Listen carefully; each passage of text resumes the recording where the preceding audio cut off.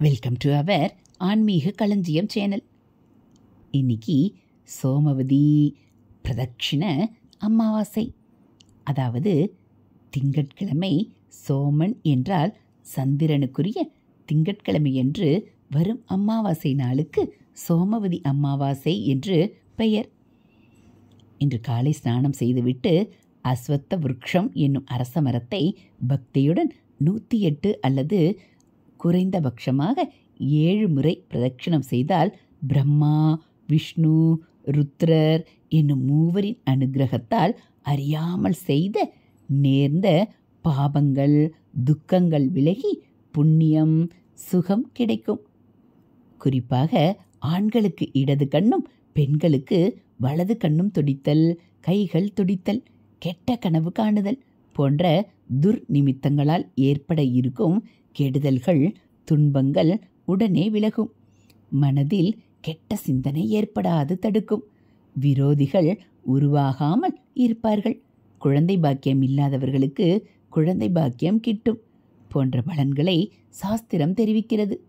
ஆகவே இன்று காலை ஸ்நானம் செய்துவிட்டு வேப்ப மரத்துடன் சேர்ந்து இருக்கும் அரச மரத்தின் அருகில் சென்று சோமவதி அமாவாஸ்யா புண்ணிய காலே அஸ்வத்த பிரதட்சணம் கரிஷ்யே என்று சொல்லிவிட்டு பக்தியுடன் 108 அல்லது 54 அல்லது 7 தடவையாவது பிரதட்சணம் செய்யலாம்.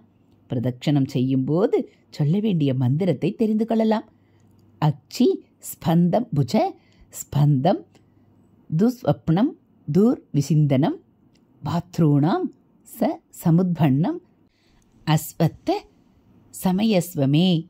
இவ்வாறு பிரதட்சணம் செய்யும்போது எண்ணிக்கை சரியாக அமைய ஒவ்வொரு முறை பிரதட்சணத்தின் போதும் ஒவ்வொன்றாக, அதாவது பழங்கள், கல்கண்டு, பக்ஷணங்கள் ஆகியவற்றில் ஏதாவது ஒரு பொருளை மரத்தடியில் போடுவது வழக்கம்.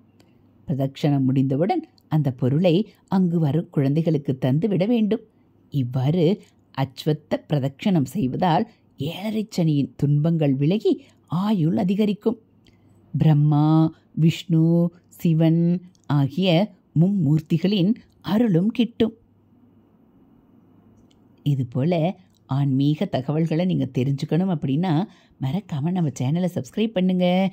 கூடவே பெல் ஐக்கானை கிளிக் பண்ணி ஆளுங்கிற பட்டனையும் அழுத்திடுங்க. நம்ம சேனலில் வரக்கூடிய தெய்வத்தின் குரல் பகுதிகள், மகாபிரிவ மகிமை, ஆன்மீக கதைகள், ஆன்மீக தகவல்கள் எல்லாம் உங்களுக்கு பிடிச்சிருந்தா ஒரு லைக்கும் கமெண்ட்டும் கொடுத்து உங்களுக்கு தெரிஞ்சவங்களுக்கும் ஷேர் பண்ணுங்கள். தேங்க்யூ.